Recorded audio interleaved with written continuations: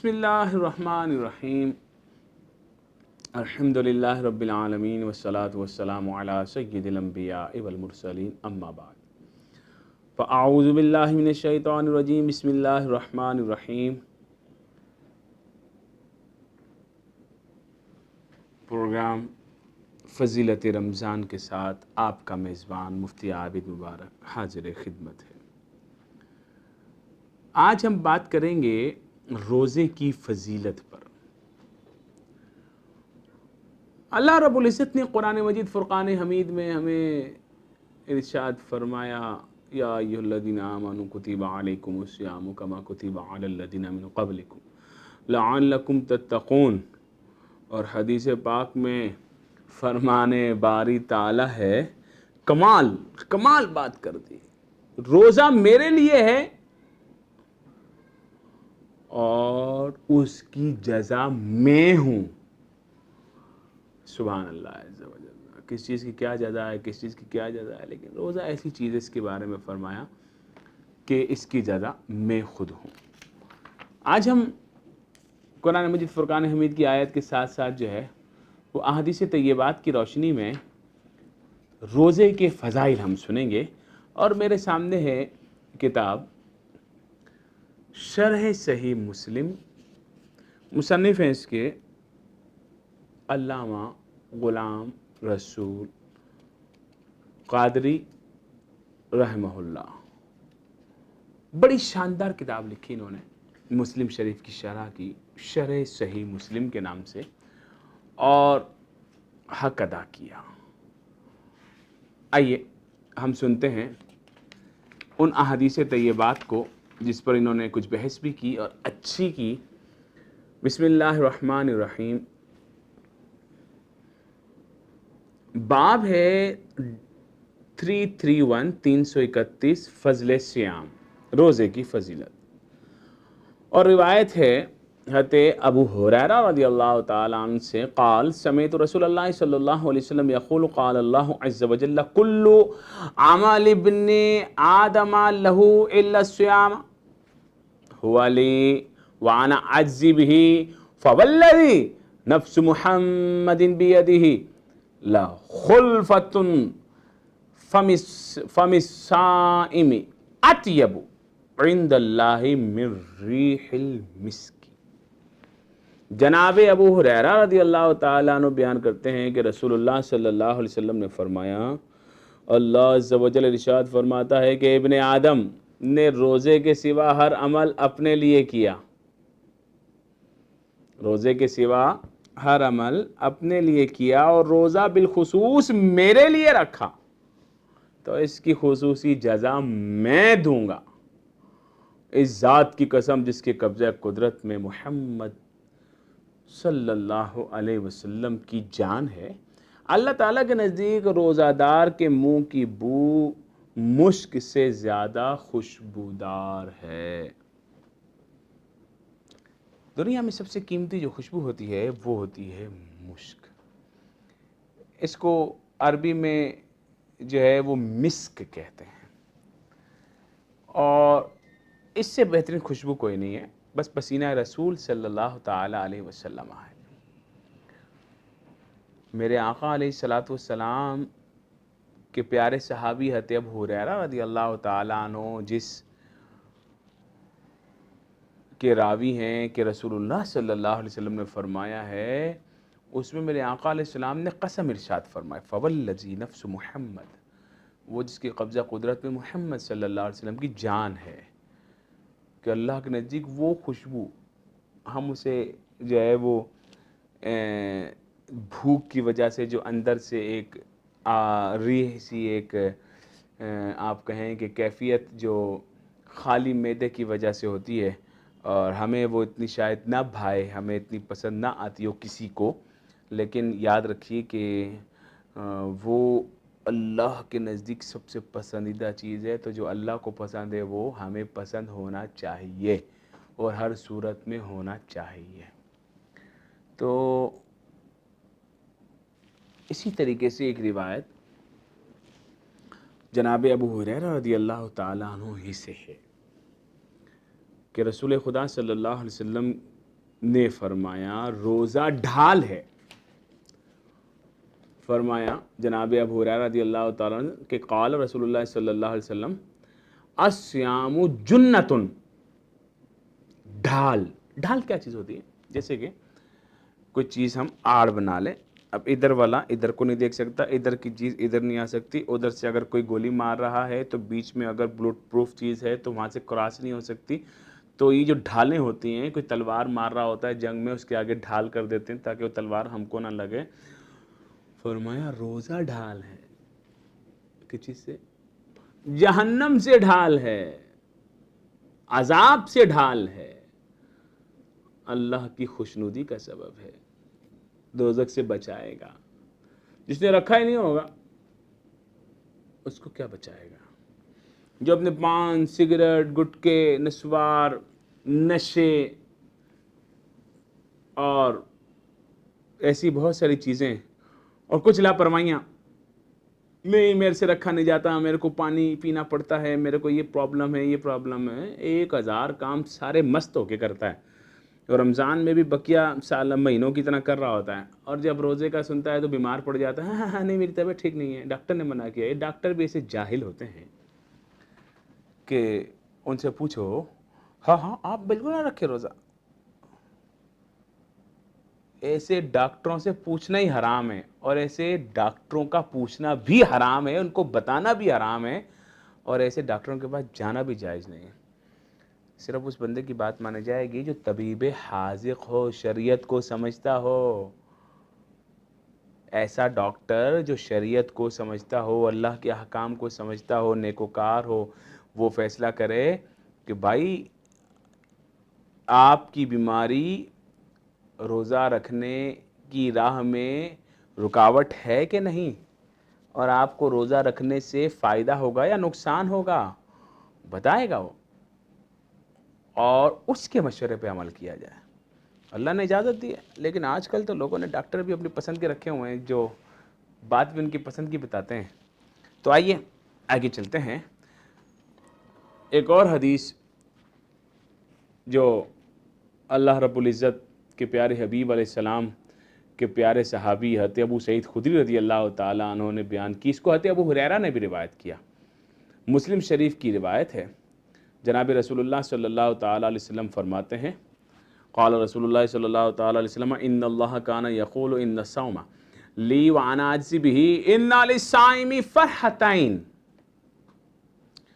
اذا افطر فرح واذا لقی اللہ عز وجل فرح والذی نفس محمد بیدی لخلوف فم الصائم اطیب عند اللہ من ریح المسک. 2 چیزیں آئیں. جناب رسول اللہ صلی اللہ علیہ وسلم نے فرمایا روزہ خاص میرے لیے ہے اور میں ہی اس کی جزا دوں گا, اور روزہ دار کے لیے 2 خوشیاں ہیں, جب وہ روزہ کھولتا ہے تو خوش ہوتا ہے, اور جب اللہ تعالیٰ سے ملاقات کرے گا, اس سے بڑا انعام کیا ہوگا, اللہ سے ملے گا. اور وہ کیا کیفیت ہوگی, سبحان اللہ عز و جل, جب جنتی جنت میں چلے جائیں گے اور ان کو پھر مختلف آسائشیں, انعامات, اکرامات, محلات, حوریں, غلما, طرح طرح کے لطافتیں, ضیافتیں, پھر کہا آؤ جمع ہو جاؤ تمہیں خصوصی انعام دوں. تو لحن داؤدی میں حضرت داؤد علیہ السلام اپنی خوبصورت آواز میں زبور سنائیں گے. آئے ہائے ہائے ہائے, حضرت داؤد علیہ السلام جب زبور پڑھا کرتے تھے تو جو پرندے ہوتے تھے نا وہ فضا میں آ کے ٹھہر جاتے تھے ان کی زبور سننے کے لیے, جو چل رہے ہوتے تھے اپنی جگہ پہ رک جاتے تھے, اتنے خوبصورت وہ اللہ کا کلام پڑھتے تھے. وہ جنتیوں کو انعام ملے گا. اس کے بعد پھر جناب علی اللہ رب العزت کی طرف سے اعلان ہوگا آؤ تمہیں اب تمہارے رب کا دیدار ہونے لگا ہے. آئے ہائے ہائے ہائے, اللہ رب العزت اپنی تجلی خاص فرمائے گا, لوگ اللہ کا دیدار کریں گے, یہ جنتیوں کے لیے انعام ہے. تو کیا کہتے ہیں جناب رسول اللہ صلی اللہ علیہ وسلم, 2 خوشیاں ہیں. ایک جب وہ روزہ کھولتا ہے تو کتنا خوش ہوتا ہے نا, ہاں اتنی نعمتیں بھی ملی, اللہ تعالیٰ شکر ہے تو نے مجھے دوبارہ کھانے کا موقع بھی دیا, اور اتنا مست ہو کے ماشاء اللہ سے وہ کھاتا ہے اور خوش ہو جاتا ہے. اچھا ایسے میں کھانے پینے میں بھی احتیاط کرنی چاہیے, لوگ احتیاط نہیں کرتے, جو آتا ہے کھا جاتے ہیں, پھر اسپتال بھی پہنچ جاتے ہیں، تو ہمیں اس کا بھی خیال رکھنا. لیکن فرمایا ایک تو وہ خوشی، پھر دوسری خوشی وہ جب وہ اپنے رب سے ملاقات کرے گا. اور اس ذات کی قسم جس کے قبضہ قدرت میں محمد صلی اللہ علیہ وسلم کی جان ہے، روزہ دار کے منہ کی بو اللہ تعالیٰ کے نزدیک مشک سے زیادہ خوشبودار ہے. سبحان اللہ عز و جل. آئے ہائے ہائے ہائے. اسی طریقے سے ایک اور روایت میں آپ کے پیش نظر کرتا ہوں جو حضرت سہل بن سعد رضی اللہ تعالیٰ عنہ نے روایت کی. اس میں جناب رسول اللہ صلی اللہ تعالیٰ علیہ وسلم نے فرمایا ان فی الجنت بابا یقال له الریان يدخل منه الصائمون یوم القیامت لا يدخل معهم احد غیرهم یقال ابن عاص یقال این الصائمون فیدخلون منه فاذا دخل آخرهم اغلق فلا يدخل منه احد. سبحان اللہ عز و جل. یہ ہوتا ہے پروٹوکول، ایک الگ سے دروازہ بنایا گیا. اعلان ہوگا آ جاؤ بھائی، قیامت کے دن اعلان ہوگا آ جاؤ آ جاؤ آ جاؤ، جو روزے دار تھے اس دروازے سے جنت میں آ جاؤ. آئے ہائے لائن لگی ہوگی اور سب روزے دار ادھر ادھر سے آ رہے ہوں گے، اور جو نہیں رکھتے ہوں گے ادھر ہی بیٹھ کے دیکھ رہے ہوں گے اور عذاب میں مبتلا ہوں گے اور ہائے ہائے کرتے ہوں گے. اور جو رکھتے ہوں گے روزہ خوشی خوشی آ رہے ہوں گے، داخل جنت ہو رہے ہوں گے. اور پھر ارشاد فرمایا جناب رسول اللہ صلی اللہ علیہ وسلم نے آخری جب بندہ چلا جائے گا تو وہ دروازہ بھی بند ہو جائے گا. جب آخری بندہ چلا جائے گا روزے دار تو دروازہ بند ہوگا. آئیے ترجمہ سناتا ہوں آپ کو میں. جناب رسول اللہ صلی اللہ علیہ وسلم نے فرمایا جنت میں ایک دروازہ ہے جس کو ریان کہا جاتا ہے. قیامت کے دن اس دروازے سے صرف روزے دار داخل ہوں گے، ان کے سوائے اس دروازے سے کوئی شخص داخل نہیں ہوگا. کہا جائے گا روزہ دار کہاں ہیں؟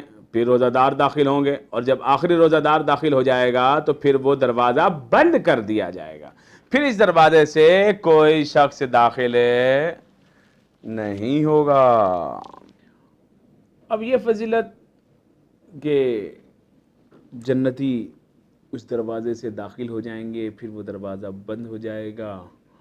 اسی طریقے سے وہ لوگ جو اللہ کی راہ میں سفر کرتے ہیں، علم دین سیکھنے کے لیے سفر کرتے ہیں، وہ لوگ جو قرآن کا علم سیکھنے کے لیے ایک شہر سے دوسرے شہر، ایک ملک سے دوسرے ملک جاتے ہیں، اگر وہ شخص بغیر تکلیف کے روزہ رکھ سکے تو اسے ضرور رکھنا چاہیے. کیونکہ مسلم شریف کی روایت ہے، اللہ کے نبی صلی اللہ علیہ وسلم سے ابو سعید خدری رضی اللہ تعالی عنہ نے روایت کیا کہ رسول خدا صلی اللہ علیہ وسلم نے فرمایا جو شخص بھی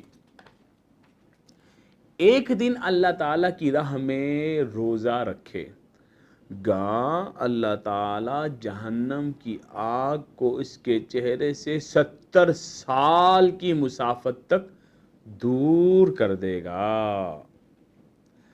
یعنی 70 سال جتنا فاصلہ طے کر کے بندہ وہاں پہنچے گا اتنا دور جہنم کی آگ کو کر دے گا اس شخص سے جو شخص ایک دن کا روزہ اللہ کی راہ میں رکھے گا. اسی طریقے سے فرمایا حضرت ابو سعید خدری رضی اللہ تعالیٰ عنہ نے کہ رسول خدا صلی اللہ علیہ وسلم نے فرمایا جس شخص نے ایک دن اللہ تعالیٰ کی راہ میں روزہ رکھا، یہ اگلی حدیث بھی وہی ہے، اللہ تعالیٰ جہنم کی آگ کو اس کے چہرے سے 70 سال کی مسافت تک دور کر دے گا. اب چہرے سے دور کرے گا تو پورے جسم سے دور ہو جائے گی. ایسا تو نہیں ہو سکتا نا چہرے سے دور ہوگی تو پاؤں کی قریب ہوگی، ایسا نہیں ہے. یعنی چہرہ کہ پورا جسم مراد ہے. اسی طریقے سے اللہ کے نبی صلی اللہ تعالیٰ علیہ وسلم نے بہت سی فضیلتیں ارشاد فرمانے کے بعد ایک بھول چوک کے بارے میں بھی کہا. جو ہم جب روزہ رکھتے ہیں تو چونکہ پورے 11 مہینے کھاتے پیتے ہی رہتے ہیں تو پتہ نہیں چلتا کہ رمضان کے اندر بھی روزہ رکھا اور جناب باہر سے جب گھر میں آئے عادت بنی ہوئی فریج کے پاس جا کے بوتل نکالی اور پی لیا پانی. تو پانی پینے کے بعد جو ہے وہ یاد آیا اوہ میرا تو روزہ تھا. تو یا کوئی چیز کھا لی، میرا تو روزہ تھا، کھانے کے بعد یاد آیا۔ تو حدیث ہے یہ، سنن ابی داؤد میں بھی حدیث ہے، مسلم شریف میں بھی روایت ہے، باب انا اکل الناس وشربہ وجماعہ لا یفطر۔ حضرت ابو ہریرہ رضی اللہ تعالیٰ عنہ سے یہ روایت ہے، رسول اللہ صلی اللہ تعالیٰ علیہ وسلم نے ارشاد فرمایا، من نسی وهو صائم فاکل او شرب فلیتم صومہ فانما اطعمہ اللہ وسقاہ۔ سبحان اللہ۔ جو شخص روزے میں بھول سے کچھ کھا لے، بھول سے کچھ پی لے، وہ اپنا روزہ پورا کرے، کیونکہ اسے اللہ نے کھلایا اور اللہ نے پلایا۔ سبحان اللہ عز و جل۔ تو روزے میں بھول کر کھانے پینے سے روزہ نہیں ٹوٹتا، ہاں غلطی سے ٹوٹ جاتا ہے۔ مثال کے طور پر وضو کر رہا تھا اور کلی کرنے کے بجائے جو ہے وہ غرغرہ کر دیا، کر گیا، او تھوڑا سا پانی چلا گیا، باقی تھوک دیا۔ اب یہ بھولا نہیں ہے، یہ ہوئی ہے غلطی، تو غلطی سے روزہ ٹوٹ جاتا ہے، بھول سے روزہ نہیں ٹوٹتا۔ اس مسئلے کو یاد رکھا جائے۔ اسی طریقے سے بھول کر کھایا پیا تو روزہ نہیں ٹوٹے گا، غلطی سے کھایا پیا تو ٹوٹ جائے گا۔ ہاں اگر کہیں گئے اور نفلی روزہ ہے یا فرض روزہ ہے یا کوئی بھی روزہ ہے اور پھر کسی کو پتہ نہیں آپ کا روزہ ہے، کوئی آپ کو اگر بلائے کہ آؤ بھائی کھانا کھا لو، ٹھیک ہے، تو اس کا روزہ ہو تو ان کو کہہ دے کہ بھائی میں روزے دار ہوں۔ اگر رمضان کا مہینہ ہے تو ایسا پوچھنے والا ہی بہت گنہگار ہے کہ وہ خود بھی روزہ نہیں رکھ رہا اور دوسرے سے ہی پوچھ رہا ہے۔ لیکن اگر رمضان کے علاوہ کوئی مہینہ ہے تو روزہ رکھا ہوا ہے قضا رمضان کا یا ویسے نفلی، تو اس کے بارے میں حدیث پاک میں ہے، حضرت ابو ہریرہ رضی اللہ تعالیٰ عنہ سے روایت ہے، رسول اللہ صلی اللہ تعالیٰ علیہ وسلم نے ارشاد فرمایا، قال اذا دعی احدکم الى طعام وهو صائم فلیقل انی صائم۔ حضرت ابو ہریرہ رضی اللہ تعالیٰ عنہ بیان فرماتے ہیں کہ رسول اللہ صلی اللہ تعالیٰ علیہ وسلم نے فرمایا، جب تم میں سے کسی روزہ دار کو کھانے کے لیے بلایا جائے تو وہ کہہ دے میں روزہ دار ہوں۔